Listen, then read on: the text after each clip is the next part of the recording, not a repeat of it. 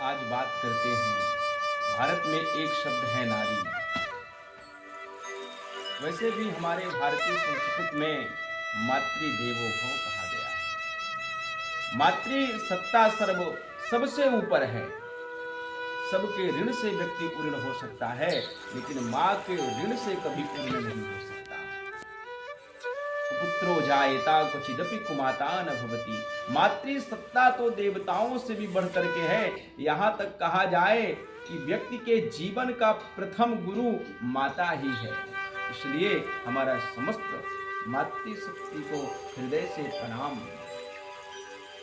यत्र नार्यस्त्र पूज्यन्ते रमन्ते तत्र देवता। पुराणों में वर्णन है, जहाँ पर नारियों की पूजा होती है वहाँ देवता निवास करते हैं। देवी भागवत में वर्णन है, स्त्री समस्ता तव देवी भेदा। समस्त स्त्रियां मुझ ही, मेरी भगवती का ही स्वरूपा है। वह समस्त देवियां जितनी भी मातृसत्ता है वह सब भगवती माँ जगदम्बा का ही स्वरूप है। लेकिन उन माताओं में भी प्रमुखता हम बात करें तो भारत के इतिहास में 4 माताएं परम पूज्य हैं, जगत वंदित हैं। आज की माताओं को उन माताओं के जीवन से सीखना चाहिए। ये माताएं हैं कौन? जो बचपन से ही अपने पुत्र को सन्मार्ग की ओर, हरिपद की ओर, सत्य की ओर, न्याय की ओर, धर्म की ओर प्रेरित की हैं। वो माताएं कौन हैं? प्रथम माता है हमारी माता सुमित्रा, जिनका नाम कौन नहीं जानता। आज देश का दुर्भाग्य ही है कि हमारे बच्चे हमारे संस्कृत को नहीं जानते, अपने सनातन को नहीं जानते। आज माता सुमित्रा का त्याग, सुमित्रा का ज्ञान, माँ सुमित्रा का वैराग्य हर नारी को अपने जीवन में उतारना चाहिए, सीखना चाहिए। माँ सुमित्रा का चरित्र कैसा है, माँ सुमित्रा का त्याग कैसा है। रघुनाथ जी, राम जी की लीला तो सब पढ़े हैं, सुने हैं। श्री राम जी भगवान को वनवास होता है, पिता ने सिर्फ महाराज श्री राम जी को वनवास दिए हैं। और यह बात जब लक्ष्मण जी को पता चली तो उनके मानो कि प्राण पंखेरु हुई उड़ गए हैं शरीर से। जाकर के भगवान श्री राम भक्त श्री रघुनाथ जी के चरणों पर निवेदन करते हैं, वंदन करते हैं। हे रघुनाथ, हे प्रभु, हे मेरे स्वामी, हे अनाथों के नाथ, मुझ अनाथ के ऊपर, मुझ दास के ऊपर कृपा करें। हे प्रभु, मुझे भी अपने साथ चलने की अनुमति दें। आज श्री राम जी ने कहा कि लक्ष्मण, वनवास मेरे लिए हुआ है, आप यहाँ अवध पर रह करके राज्य कार्य में आप सहयोग करें, माताओं का ध्यान दें। लेकिन जब सर्वविध वंदन किया है, निवेदन किया है, प्रभु के साथ बार बार चलने की आप अपनी इच्छा को से लक्ष्मण जी ने जागृत किया। तो बोले जाकर के अपनी माता से आप, माँ सुमित्रा से आप आज्ञा मांग कर आए। माँ सुमित्रा से पहले आप जाकर के उनसे आज्ञा तो ले ले साथ में चलने के लिए। तो माँ सुमित्रा ने क्या कहा है, जरा गौर कीजिएगा। कैसी त्यागमयी मूर्ति, ज्ञानमयी मूर्ति और वैराग्य की मूर्ति है। माँ सुमित्रा ने कहा, तात तुम्हारी मातु वैदेही, पिता राम सब भांति सने। तुम्हारे भाग्य राम बन जाई, दूसर हेतु तात कछु नाहि। जो सिय राम, जो पैसिए राम बन जाही, अवध तुम्हार काज कछु नाहि। सुमित्रा माँ ने कितना सुंदर उत्तर दिया, पुत्र आप आज्ञा मांगने क्यों आए हैं? आपकी माता तो वैदेही लाडली श्री जानकी जी हैं।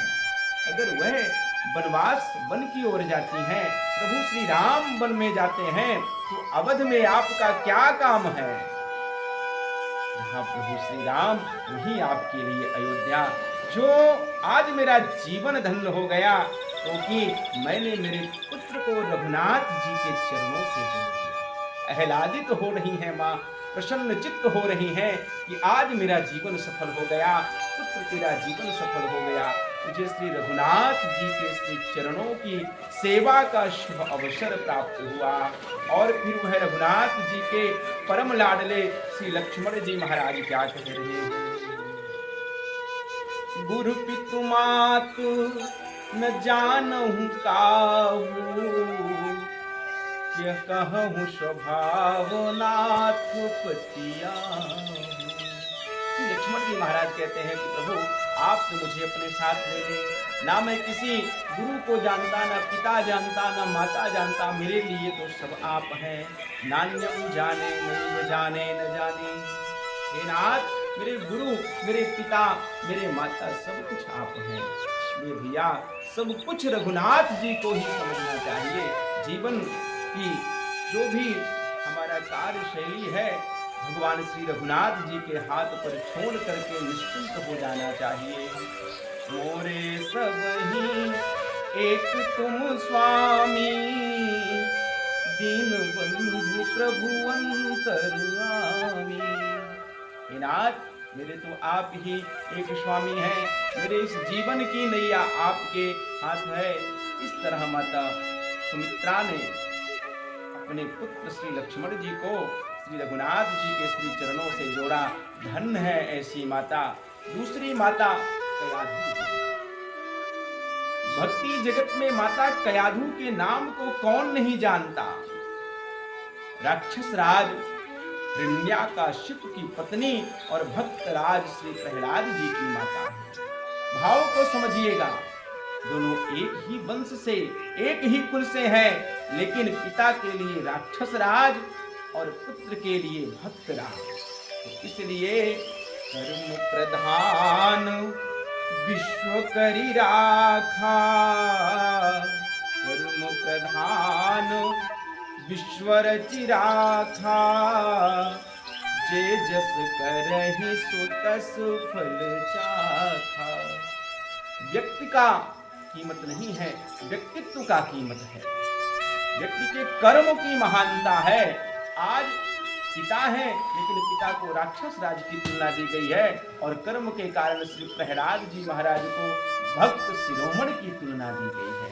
इसलिए कीमत व्यक्ति की नहीं है, उसके शुभ या अशुभ कर्म की है। व्यक्ति अपने व्यक्तित्व के द्वारा जाना जाता है, अपने कर्म के द्वारा जाना जाता है। उन माता कयाधु ने कहा, श्री प्रहलाद जी को धर्म की रक्षा करने और अन्याय के खिलाफ आवाज उठाने की शिक्षा दी। हे पुत्र, भगवान श्री हरि नारायण ही इस जगत के परम सत्य हैं, तो उनकी शरण में जा, तो उनकी चरण में जा, मुक्ति वह करेंगे। आपको इस भवसागर से भगवान श्री रघुनाथ जी ही उबारने और संभालने वाले हैं। धन्य है ऐसी माता श्री कयाधु, जो अपने पुत्र को बचपन में ही भगवान के श्री चरणों से जोड़ दी है। तीसरी माता है माँ सुनीति। भक्ति जगत में माँ सुनीति के नाम को कौन नहीं जानता। महाराज श्री उत्तानपाद की धर्म पत्नी और ध्रुव की माँ है। महाराज उत्तानपाद की दो पत्नियां सुनीति और सुरुचि, नाम से ही अर्थ स्पष्ट है। जो अपने रुचि से नचाए, सुरुचि, जो अपने रुचि से काम करवाए, वह सुरुचि है। जो सुंदर नीति के द्वारा, धर्म के द्वारा, शास्त्र के द्वारा जिन मार्ग में महापुरुष चले हैं, उस सुंदर नीति का उपाख्यान करे, उस मार्ग पर ले जाए, वो माता सुनीति है। आज उस सुनीति माता के पुत्र ध्रुव का अपमान जब सौतेली माँ ने किया, तो दूसरी माँ होती तो लड़ जाती कि कैसे उसकी इतनी साहस हुई, लेकिन बदले की भावना नहीं है। सुंदर नीति तो सदैव आगे ही बढ़ाती है। माता सुनीति ने कहा, पुत्र तेरी माँ तो सत्य ही कहा। अरे पिता की गोद तो नश्वर है, तू अविनाशी उस ब्रह्म की गोद पर बैठ, जिस गोद पर बैठने के बाद फिर मृत्यु की गोद पर नहीं बैठना पड़ता। कोई अविनाशी ब्रह्म कौन है माँ? तो आज बचपन में ही उस माँ ने अपने पुत्र को उस अविनाशी, उस सच्चिदानंद घनश्याम भगवान का परिचय कराती हैं। और हे पुत्र, तू नाथ भज, गोविंद भज, नारायण भज, घनश्याम भज। और माँ के दिए हुए ज्ञान को आत्मसात करके आज श्री ध्रुव जी महाराज को कौन नहीं जानता। आज भी वह अटल तारा, अटल नक्षत्र बन करके चमकते हैं। सौभाग्यवती स्त्रियों को उनका दर्शन करा करके सौभाग्यवती का आशीर्वाद दिया जाता है। तो धन्य है माता सुनीति। और चौथी माता है जिनको पुराणों की सर्वश्रेष्ठ माता कहा गया है, मां मंदालसा। जरा गौर कीजिएगा, मां मंदालसा हिंदू धर्म में एक आदर्श माता के रूप में जानी जाती हैं। वह विश्ववसु गंधर्व राज की पुत्री तथा राजा ऋतध्वज की पत्नी है।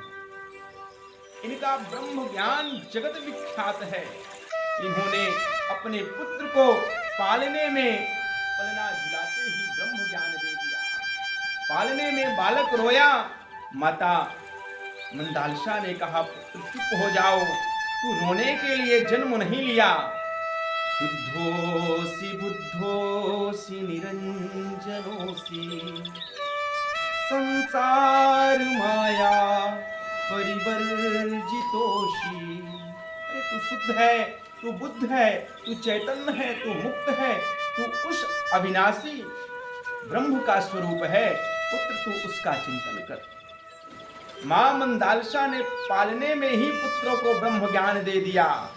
सभी नारियों को मां मंदालसा के पद चिन्हों का अनुसरण करते हुए अपनी संतान को सत्य तथा न्याय के मार्ग का अनुगमन के लिए प्रशिक्षित करना चाहिए। इन माताओं के श्री चरणों में हमारा प्रणाम है।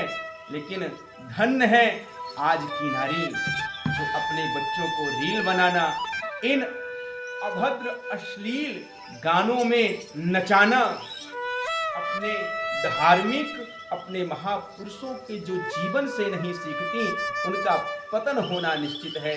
इसलिए हर बच्चों को, हर माँ का यह प्रथम गुरु है, उसका कर्तव्य है राम की, कृष्ण की, माँ कयाधु की, माँ सीता की, माँ सावित्री की कथा सुनाए।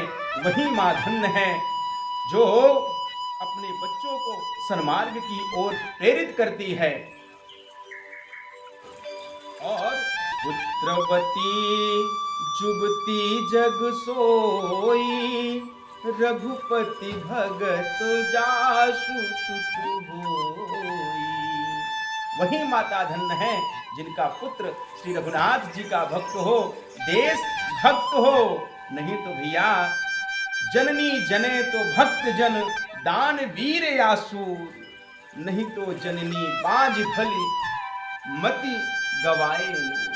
नहीं तो जननी बाज भली, मत गवाए नूर। वही माता धन्य है जो भक्त को जन्मे या तो सूर को जन्म दे। आज जो हमारे लाल 18 वर्ष 20 वर्ष की उम्र में सीमा में हमारी सुरक्षा कर रहे हैं, ऐसे देश के सच्चे सपूत को जन्म दे जो देश हित में बलि बलि जाएं, जो देश हित में अपने प्राण को न्यौछावर कर देते हैं। आज की माताओं को इन माताओं के चरित्र से सीखना चाहिए। समस्त मातृशक्ति को हमारा प्रणाम, क्योंकि जीव की प्रथम गुरु माता ही होती है।